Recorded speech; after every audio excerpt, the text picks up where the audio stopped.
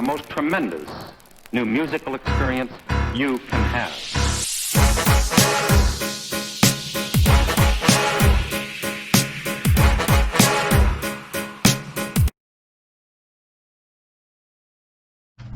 Hey, what's up, y'all? It's Logan, and I'm here to give y'all this review to this newest Public Enemy album called What You Gonna Do When the Grid Goes Down. Now, that's one thing you can always expect with a Public Enemy album. The title's gonna be way too long. But this album is clocking in at 17 songs and about 45 minutes, 44 minutes is what it says on here.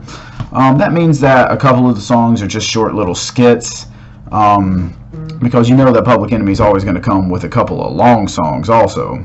So, what I'm going to say about this one, it is a pretty solid album. I went into this one not knowing what to expect because, again, they've been going since 1987, so 33 years in the music business. That's crazy. They've never taken a break for very long. Like, the longest we've been without a release is 5 years. So, pretty consistently putting out music. At some point, you got to run out of ideas. I mean, they had their first album, Yo Bum Rush the Show, and then they had a run of 3 classics, of course, with, I got to remember the names. It Takes a Nation of Millions to Hold Us Back, with Fear of a Black Planet, and Apocalypse 91.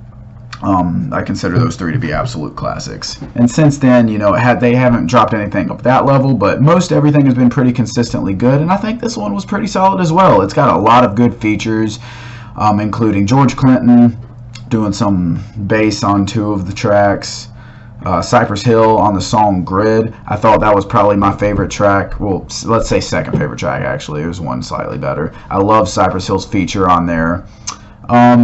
Public Enemy number 1, which has Mike D and Ad Rock, the 2 surviving members of Beastie Boys, of course, and then Run-DMC also. So that was a really good feature. Run-DMC kill it. Mike D and Ad Rock have a very small speaking part, and then a very small part in the middle as well. So they don't really. I wish they could have done more. That's how I would have improved that song. But overall, still a really good song. The best song on here, Fight the Power remixed.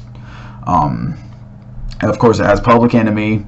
And it has a couple of the same lines that they had on the original Fight the Power. But then you get Nas, which has a great verse. Rhapsody, I love Rhapsody, everything she does, and she kills it. Black Thought, of course. YG comes out of nowhere and has a verse on here. So, yeah, very solid. Then you got the song Smash the Crowd with Ice-T and PMD, of course, from EPMD. Another very solid track, although probably stands out the least out of all of the classic features that you could get on here. Overall, I thought it was really cool. Most of the features were from artists at least 40, if not 50 and older, outside of like Rhapsody. I'm not sure how old she is, but I know she's still relatively young in her career anyways. And then, of course, YG. Most everyone else has been making music since the 90s, or 80s even. So, for that reason, you are getting a little bit of boomer rap on this one, I'll say. I mean, obviously, they're very woke, like pro-black, anti-Trump, stuff like that you would expect them to be. But at the same time, I mean, they're talking about how bad the internet can be at times and stuff like that. So it's stuff that people like me might, like, yes, I understand the downfalls of it, of course, but, like, I feel like Donald Glover did it better on Because of the Internet than what Public Enemy's going to do on it. Not that, obviously, Public Enemy is far superior to Childish Gambino, but it just is what it is on that. Overall, I really enjoyed this project more than I thought I would. I will address, at first, I didn't know if Flava Flav was going to be on this. I had seen no confirmation anyways because they had a little beef or something earlier in this year or late last year sometime. Basically what happened there was they put out a statement about not having him anymore, and then came back, retracted that, said, we were just messing around, it was just a joke. But Flava Flav came out and said, I wasn't aware of the joke. So I felt like maybe he wasn't going to be on here, but he was, in just the same form that he usually is, outside of the fact that he doesn't get a solo track himself, which those are usually fun, but don't really add anything to the total project. But yeah, overall, like I said, I really enjoyed this one. It's not too long. A lot of the times I worry that an album like this will go on too long. 44 minutes is not too long at all. The title's too long. I'll say that. But you know, Public Enemy comes with enough content and enough features, and yeah, it's not too long. Chuck D still proves that he is very capable on a microphone, very capable of controlling it, very capable of writing good lyrics. Although again, it can be bloated as sometimes. You know, he's not the best per se lyricist, but what he says carries a lot of value, and that's the reason that I have him as one of my top 20, top 15 rappers of all time. I think just outside of the top 10, anyways.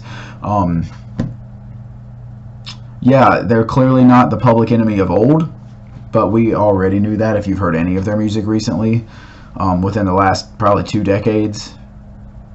So nothing wrong with that, though. Nothing wrong with that. They're still a very solid group who continues to put out music, and they're legends. So nothing to complain there. Like I said, this is going to be a short review because I don't have much to break down on it. I mean, it's obvious you're not getting the same sounds yet, but they're not really updating with the times either. Like I said, it's a little bit of boomer rap. You know how Dr. Dre, he updated with the time, grew with the time, and that's how we got Compton, which sounded like a 2016 rap album from a rapper who's been around since the 1980s. Yeah, you're not getting that with this. This sounds like a 80s, 90s rap album. Maybe a little bit more clear because they are using updated technology, but they're not using updated sounds. And again, nothing wrong with that. There are people nowadays who are using the clearest sounds to make boom bap beats that sound like they came out of the 80s and 90s. But again, it's a balancing act. It's a balancing act, totally. And this album's not for everybody, but for the people who it is for, they'll enjoy it. No one's going to come out saying this is a top 10 album of the year, I don't think. But no one's going to come out saying it was bad either. It was definitely a good, solid effort. And what I'm going to go with here is a solid 7.5 out of 10. Yeah, I mean, I almost said it could have been forgettable, but it's not. I think there's enough to stick around. Like I said, it's not very often you get a Cypress Hill feature. It's not very often you get Ice-T or PMD, or especially not Run-DMC and the Surviving Beastie Boys on a track together. And of course, Public Enemy is always a classic group, so it's not forgettable. But there's nothing else. There's no other real classification for it. So just solid. And yeah, 7.5 out of 10. You know, like I said, not one that I'm going to go to. And probably never going to listen to the entire album again unless if I'm doing a Public Enemy discography listen. But I plan on going to a couple of tracks. Yeah, that's all I got for y'all. I appreciate y'all watching this video. Make sure to hit the like button, comment, sub, hit the bell next to my name for notifications, and I will hit y'all up next time.